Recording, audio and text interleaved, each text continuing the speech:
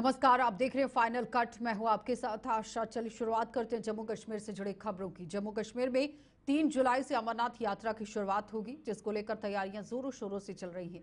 हाल ही में हुई पहलगाम घटना के बाद सुरक्षा व्यवस्था प्रशासन के लिए किसी चुनौती से कम नहीं है। हालांकि जम्मू कश्मीर एलजी मनोज सिन्हा लगातार सुरक्षा व्यवस्था का भी जायजा ले रहे हैं और इसी कड़ी में एलजी मनोज सिन्हा पहलगाम पहुंचे और वहां यात्रा की तैयारियों को लेकर निरीक्षण किया गया। इस दौरान वहां पर कहा कि हम यात्रा को सुगम और सुचारू रूप से चलाने के लिए प्रतिबद्ध हैं और किसी प्रकार से कोई घटना ना घटे, इसको लेकर भी सुरक्षा के चाक चौबंद इंतजाम किए गए हैं। इसके साथ साथ उन्होंने पर्यटकों को लेकर भी जानकारी साझा की।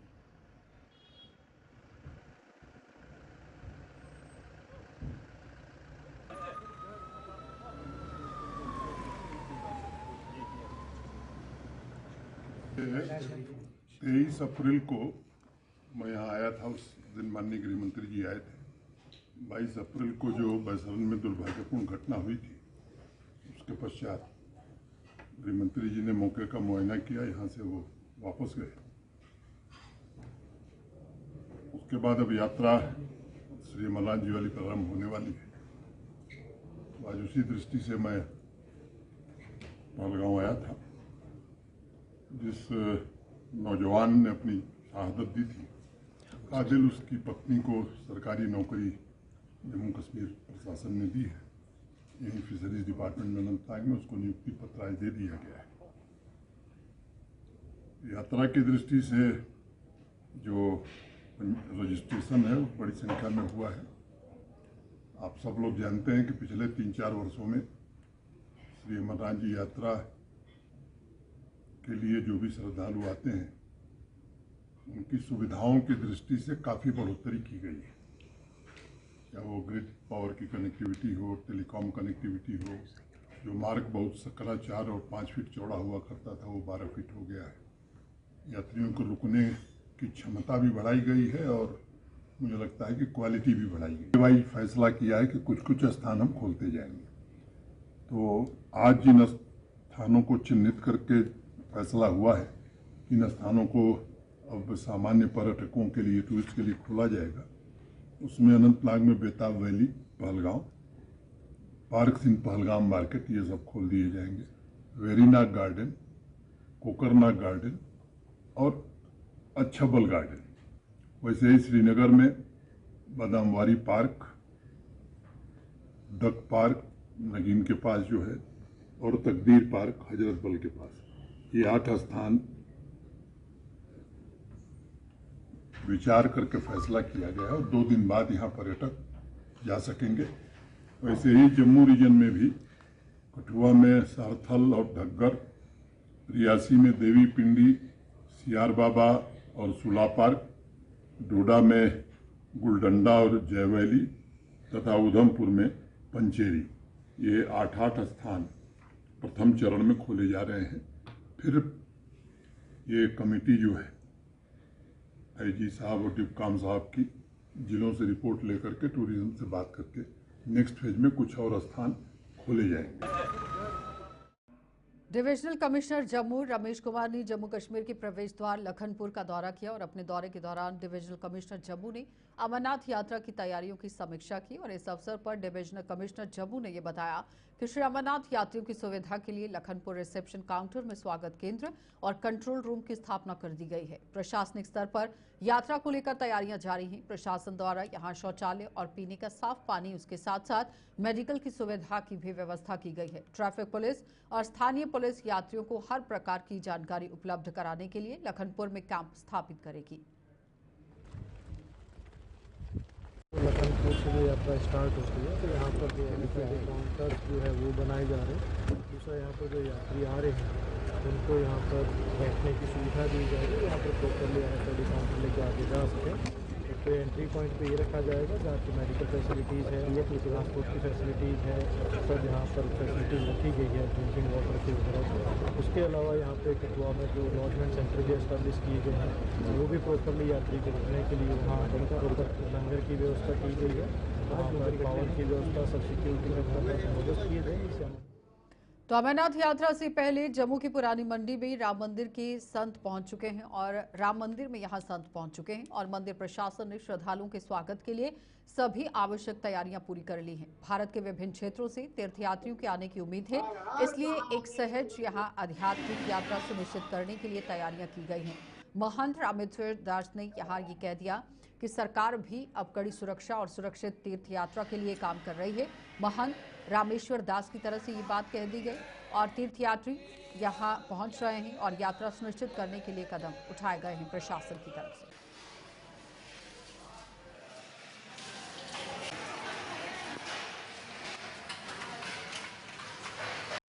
हमला हुआ ऐसे, आप तो मीडिया के बंधु हो, आप जानते हैं ऐसे हमले जब से 30-35 सालों से ये उग्रवाद जम्मू को लपेट में लिया है, तो छोटे मोटे बड़े छोटे हाथ से चले ही आ रहे हैं।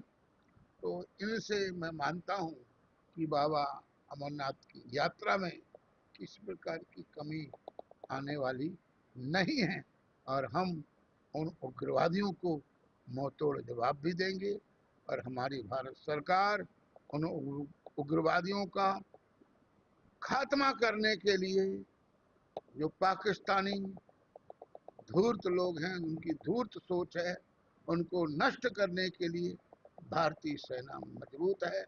भारतीय सेनाओं के इरादे और भारत सरकार का संकल्प मजबूत है। हम यात्रा अच्छी हो, समस्या ये आती है कि हमारी सेनाएं भी मजबूत है, हमारी भारत सरकार का संकल्प भी मजबूत है और परेशानी यह है जो हमारे अंदर पाकिस्तान बना हुआ है। मेरा नाम है लखन दास, बड़ा अखाड़ा हरिद्वार कनखान, बड़ा उदासीन निर्माण पंचायती, गुरु अस्थान चित्रकूट। 2025 की यात्रा बड़ी शुभकामनाएं है, सुखदायक है। पहले इसलिए पहुंच गए कि अपना पहले से कागज बन जाएगा तो अपना पहले निकल लेंगे। इस कारण पहले से मूर्ति इकट्ठा होने लगी।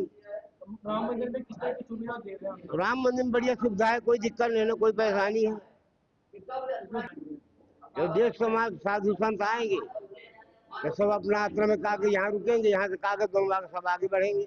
हम इस बार क्या यात्रा में मनोकामना क्या है, जो प्रभु को लीला होगा वही होगा। मनोकामना के लिए दर्शक लिए जा रहे हैं परमात्मा के। तो कश्मीर की रक्षक व स्वतंत्र भारत के पहले यहां महावीर चक्र विजेता ब्रिगेडियर राजेंद्र सिंह को उनकी 126वीं जयंती पर याद किया गया। भाजपा द्वारा जम्मू के त्रिकुटा नगर स्थित पार्टी मुख्यालय में श्रद्धांजलि कार्यक्रम का आयोजन किया गया, जिसमें भाजपा के प्रदेश अध्यक्ष सत शर्मा सहित अन्य पार्टी नेताओं और कार्यकर्ताओं ने भी कश्मीर के रक्षक की आप देखिए किस तरह से उन्हें श्रद्धांजलि दी है और उन्हें नमांकों से नमन भी किया है।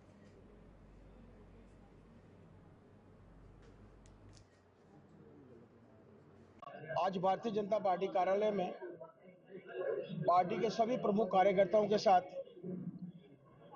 उन 274 जो आंकड़े हमारे सामने लगभग 8 घंटे पूर्व के आंकड़े हैं, जो इस वक्त मीडिया के माध्यम से, और उसमें से एक विजय रूपानी जी भी जो गुजरात के पूर्व मुख्यमंत्री थे, पार्टी के हमारे सीनियर लीडर हैं थे और पंजाब के प्रभारी भी थे, इन सभी आत्माओं को श्रद्धांजलि देने हेतु हम पार्टी कार्यालय में एकत्रित हुए थे।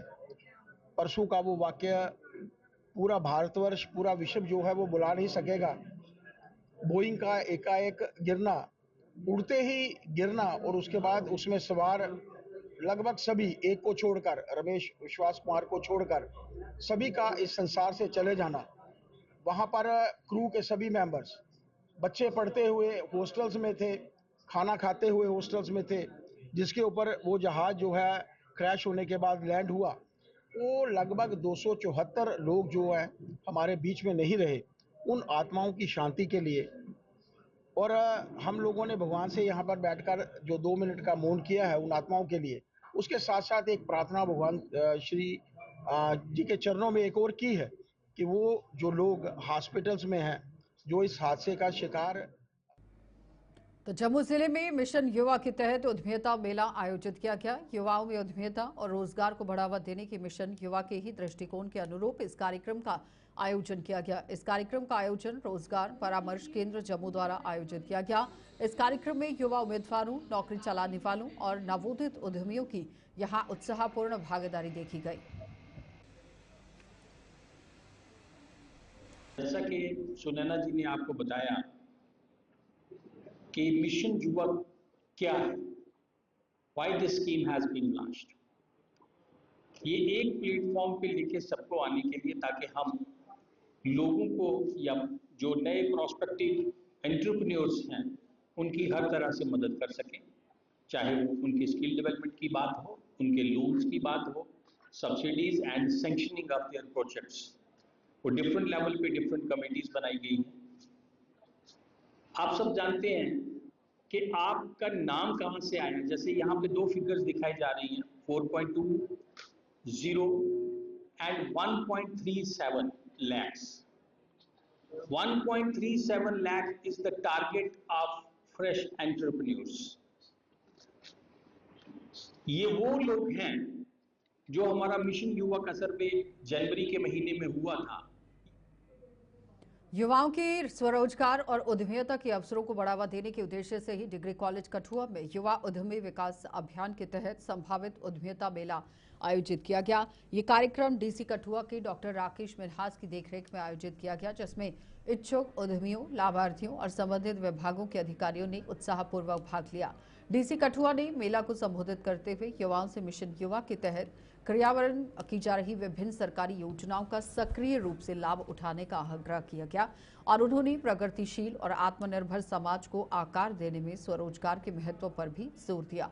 कार्यक्रम में महाप्रबंधक डीआईसी मुश्ताक चौधरी और अन्य संबंधित अधिकारी उपस्थित थे। जैसे आप देखते हैं बहुत अच्छा एक बड़ा प्रोग्राम यहाँ पे ऑर्गेनाइज कराया गया है मिशन युवा का, जो लेबर एंड एम्प्लॉयमेंट डिपार्टमेंट की तरफ से कराया गया है। इस प्रोग्राम में जितने भी हमारे प्रोस्पेक्टिव एंटरप्रेन्योर्स हैं उनको यहाँ पे बुलाया गया और कुछ ऐसे भी लोग यहाँ पे आए हैं जिन्होंने मिशन युवा का फ़ायदा लिया। अभी हम अंदर ही सुन रहे थे, हमारे साथ एक बहन थी जिन्होंने बताया कि उन्होंने एक ब्यूटी पार्लर खोला है और कैसे उन्होंने कितने लोगों को एम्प्लॉयमेंट दिया। ऐसे बहुत सारे एग्जाम्पल कठुआ जिले में। तो इस प्रोग्राम से अपील मैं यही करना चाहता हूँ सबसे कि कोई भी ऐसा व्यक्ति जो कोई नौकरी चाहता है, कोई लोन चाहता है, कोई नया बिजनेस खोलना चाहता है, हमने एडी एम्प्लॉयमेंट के ऑफिस में एक हेल्प डेस्क खोला है। वो हेल्प डेस्क सुबह के 10 बजे से लेकर शाम के 5 बजे तक सोमवार से शनिवार को खुला है। आप उस हेल्प डेस्क पे जाएं, वहाँ पे आप अपना बताएं कि आप क्या करना चाहते हैं, या नौकरी चाहते हैं या लोन लेना चाहते हैं, वहाँ पे आपको गाइड किया जाए। जिला उधमपुर में district employment and counselling centre द्वारा मिशन युवा के तहत यहां पोटेंशियल एंटरप्रेन्योरशिप मेले का आयोजन किया गया, जिसका शुभारंभ डीसी उधमपुर सलोनी राय द्वारा किया गया। इस अवसर पर डीसी उधमपुर ने बताया कि जिला उधमपुर में एक सर्वे के मुताबिक 24,000 यहां पोटेंशियल एंटरप्रेन्योर पाए गए हैं और जिनके लिए एक दिवसीय हैंड होल्डिंग जो सेशन है यह आयोजित किया गया था, ताकि युवाओं को और बढ़ावा मिल सके और स्वयं यहाँ रोजगार ले सके। जम्मू कश्मीर सरकार ने मिशन युवा लॉन्च किया है, जिसमें पूरे जम्मू कश्मीर में लगभग 4.25 लाख नई व्यवसाय को बढ़ावा देने के लिए स्कीम लॉन्च की गई है। और आज हमने डिस्ट्रिक्ट लेवल का प्रोग्राम ऑर्गेनाइज कराया है, जिसमें हम जितने भी पोटेंशियल एंटरप्रेन्योर्स हैं, जो कि बेसलाइन सर्वे में पाया गया है कि लगभग 24,000 पोटेंशियल एंटरप्रेन्योर्स उधमपुर ज़िले में पाए गए हैं, तो उनके लिए हमने एक हैंड होल्डिंग सेशन रखा है, जिसमें उनको सभी तरह की जानकारी दी जाएगी, ताकि वो मिशन युवा में जो भी सरकार बेनिफिट्स दे रही है, चाहे वो सब्सिडी हो, चाहे वो इंटरेस्ट सबवेंशन के साथ लोन हो और टेक्निकल असिस्टेंस हो, ओवरऑल गाइडेंस हो, उसकी जानकारी सभी पोटेंशियल एंटरप्रेन्योर्स को दे रही है। और मीडिया के माध्यम से भी हमारी आप सबसे गुजारिश रहेगी कि आप इस स्कीम के बारे में पब्लिसिटी करें, और कोई भी इंसान किसी भी तरह का नया व्यवसाय खोलना चाहता हो या अपने एग्जिस्टिंग व्यवसाय को एक्सपैंड करना चाहता हो, तो वो इस स्कीम का फ़ायदा उठाते हुए अपने कारोबार को।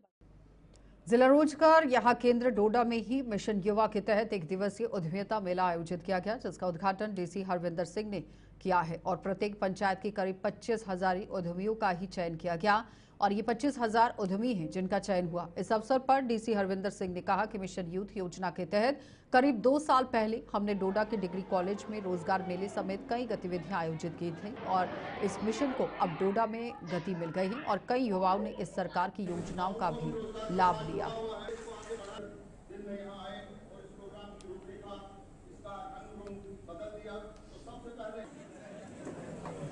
देखिए, आज मिशन युवा का एक एंटरप्रेन्योरशिप मेला हुआ जिसमें एक वर्कशॉप की गई हमारे युवाओं के लिए कि कैसे मिशन युवा में वो अच्छा कर सकते हैं। कैसे मिशन युवा का घर घर जाके सर्वे हुआ और उसमें तकरीबन 100 पर पंचायत, तो तकरीबन 25,000 पोटेंशियल एंटरप्रेन्योर्स 3 कैटेगरी में लाए गए, जो कि एग्जिस्टिंग, माइक्रो और नैनो है। उसमें इंटरेस्ट सबवेंशन और इंटरेस्ट और आपका सब्सिडी के कंपोनेंट इकट्ठे मौजूद हैं। तो फाइनेंशियली गवर्नमेंट आपको मदद कर रही है, टाइम बाउंड आपकी एप्लीकेशन अप्रूव हो रही है।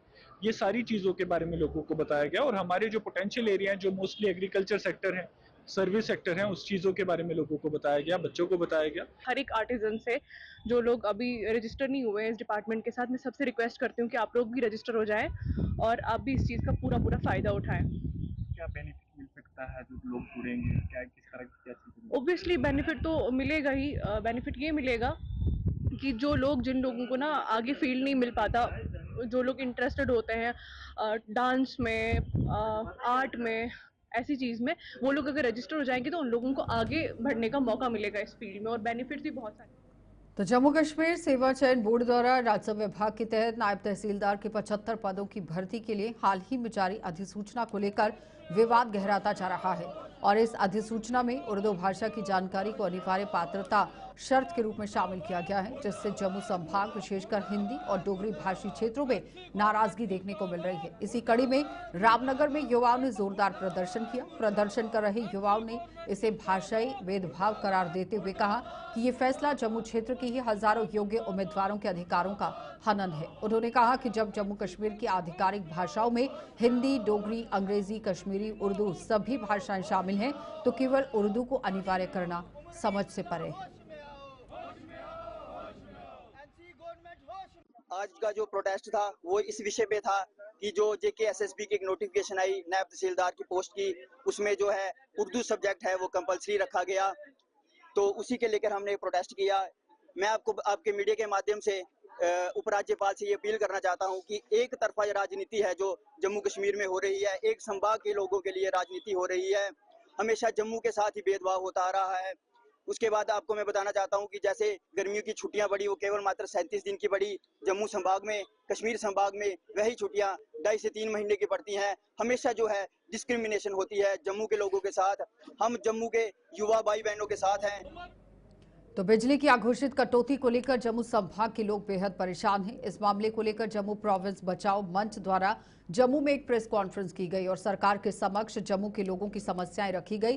प्रेस कॉन्फ्रेंस को संबोधित करते हुए जम्मू प्रोविंस बचाओ मंच के चेयरमैन अशोक शर्मा ने बताया कि सरकार ने बिजली का निजीकरण करने के बाद बिजली की बेहतर सुविधा देने का वादा किया था, लेकिन सरकार का निजीकरण लोगों को बिजली की बेहतर सुविधा उपलब्ध तो नहीं करवा पाया, लेकिन बिजली के बिलों में खूब बढ़ोतरी हो गई है। जम्मू प्रांत में कड़के की शिद्दत से गर्मी पड़ रही है। यहाँ का टेम्परेचर 45 डिग्री से बढ़ गया है और बिजली के कट जो हैं वो दर्जन से ज़्यादा हर रोज़ हो रहे हैं। इस सिचुएशन में इंसान का अंदर घर में रहना या बाहर आके भी बैठना जो है महल हो गया है। हमसे वादा किया गया था कि जब बिजली प्राइवेटाइज होगी तो इसमें इम्प्रूवमेंट होगी, स्मार्ट मीटर लगेंगे। एक बात तो हो गई कि जो 400-500 रुपया किराया बिजली का आता था वो 4-5 हज़ार हो गया और गांव में जो 60-70 या 100 रुपया आता था वो 4-5-600 में तब्दील हो गया, लेकिन कोई इम्प्रूवमेंट बिजली में नहीं हुई। मैंने बहुत सी प्रेस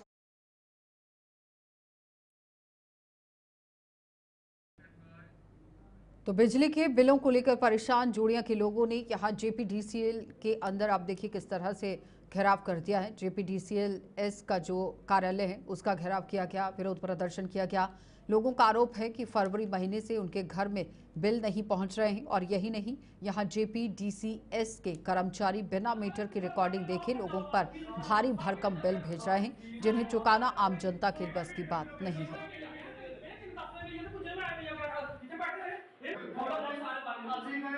फरवरी बाद साढ़े को बिल नहीं आ गया, बिल घर आते हैं और बाकी घर इतने नैट पर बैठे दे लोड कर देना अगर कोई रीडिंग दिखते कि अगले का बंदे लोड है, कितना बिल होना चाहिए, कितना नहीं। घर बैठे दे इतने अपने दफ्तर में बैठे दे है, एक बल्ब का एक पक्खा चला वो 335 रुपये बिल आवा महीने का।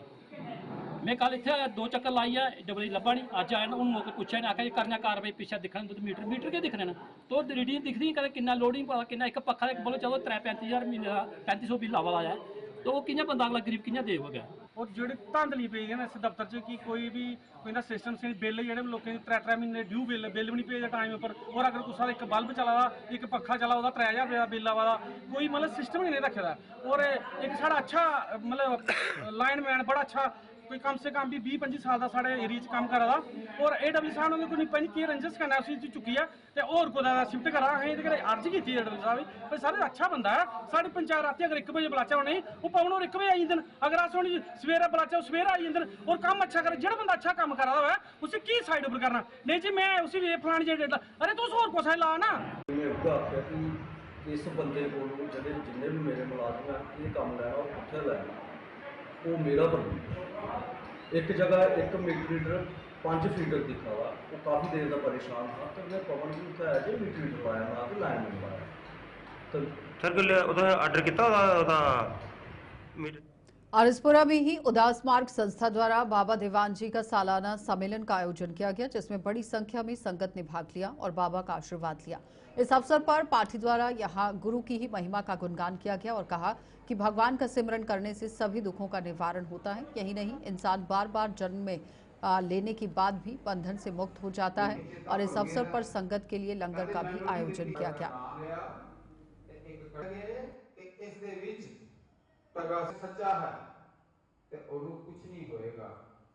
आज जो आरएसपुरा में जो भंडारा किया गया, ये स्वामी जी महाराज बाबा दीवान साहेब जी महाराज 22वें गुरु उदास मार्ग संस्था के उनके नियुक्त किए हुए भंडारे हैं, जो कि बाबा भजन दास जी उनके गुरु, जिनका आज 141वां ज्योति प्रकाश उत्सव था, वो बड़ी धूमधाम से मनाया गया।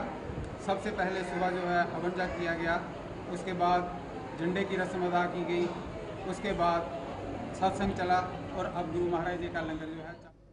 पुलिस स्टेशन सुरनकोट से तहसील कॉम्प्लेक्स सुरनकोट तक सड़क अपनी हालत पर आंसू बहा रही है और सड़क की खस्ता हालत को लेकर स्थानीय लोगों में भारी रोष है। लोगों का आरोप है कि इस सड़क पर कई सरकारी कार्यालय हैं और यहाँ बड़ी संख्या में लोगों का आना जाना रहता है, लेकिन वो इसकी ओर ध्यान नहीं दे रहे। लोगों का ये भी आरोप है कि इस सड़क की मरम्मत को लेकर वे कई बार संबंधित विभाग और जिला प्रशासन से गुहार लगा चुके हैं, लेकिन इस पर कोई अमल नहीं किया गया है।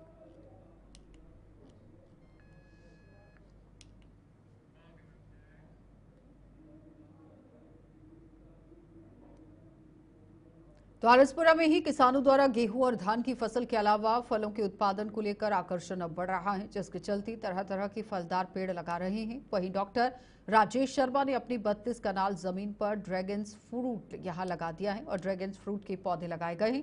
इसकी जानकारी देते हुए उन्होंने बताया कि मैं डॉक्टर होने के साथ साथ जिम्मेदारी भी लेता हूं और मैंने 7,000 के करीब ड्रैगन फ्रूट के पौधे लगाए हैं। 2-3 साल में इसे फ्रूट आना शुरू हो जाएगा और उन्होंने नौजवानों से अपील की है कि नौकरी के अलावा फ्रूट्स की खेती कर अच्छा मुनाफा कमा सकते हैं। उन्होंने कहा कि इसमें फ्रूट्स के पौधे मैं यहाँ पर लगाऊंगा और बाजार में भी ड्रैगन फ्रूट्स की काफ़ी मांग है, अच्छे दामों में बिक रहा है। ये सबसे ड्रैगन अच्छा है, जो इधर के भी लोग लगाएंगे, जो आएगा तो फिर लगाएंगे ना। ये सबसे अच्छा है ड्रैगन। कैसे पीस बिकता है? ये पीस 80 रुपये का बिकता है, 80, 180 का। कहाँ से लाते हैं आप? ये इधर का ही लोकल है। डॉक्टर राजेश, मैं जम्मू का रहने वाला हूँ, त्रिकुटा नगर में रहता हूँ। मैंने ये ड्रैगन फ्रूट का ऑर्चर्ड लगाया हुआ है 32 कनाल में। तो अपने डॉक्टर होने के साथ साथ मैं फिजियोथेरेपिस्ट हूँ, साथ में हमारे 2 क्लिनिक हैं। तो इसके साथ साथ मैंने ये ड्रैगन फार्म लगाया था कोई 6 महीने पहले। तो मुझे लग रहा है हमारे युवा जो ऐसे बेरोज़गार हैं और उनके पास ज़मीन है, उनको सबके साथ इस तरफ आना चाहिए, फार्मिंग की तरफ रुझान करना चाहिए। तो ये बहुत ही अच्छा प्रोडक्ट है ड्रैगन, तो इसकी डिमांड भी बहुत ज़्यादा है। आजकल बहुत सारी स्टेट्स में इसका चल रहा है, तो मुझे लग रहा है हमारी स्टेट में भी हमें आगे बढ़ चढ़ के इसकी फार्मिंग करनी चाहिए। तो फाइनल कट में इतना ही, इजाज़त दीजिए, नमस्कार।